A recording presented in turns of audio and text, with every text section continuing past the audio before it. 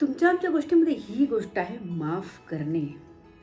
एका महलातील राणी, तिला तिचा आरसा अत्यंत प्रिय होता आणि ती त्या आरशाला खूप जपायची. तिची दासी होती, तिला ती रोज स्वच्छ करायची. एकदा जेव्हा राणी स्नानला गेली होती तेव्हा ती दासी आरसा पुसत असताना तो आरसा खाली पडला आणि फुटला. ती दासी खूप घाबरली. दासीला वाटलं की आता राणी जेव्हा येईल तेव्हा ती मला शिक्षा करेल. राणी जी काही शिक्षा देईल ती मी भोगायला तयार आहे, कारण माझ्याकडून चूक झाली, माझ्याकडून तो आरसा खाली पडला आणि फुटला आहे.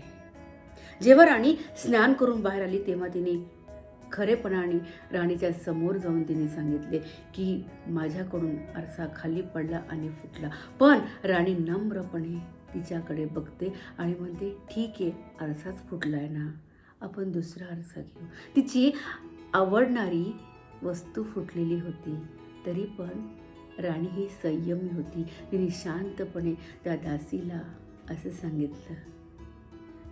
त्यानंतर ती दासी त्या राणीची खूप चांगल्या प्रकारे सेवा करू लागली. प्रेमाने जग जिंकता येतं.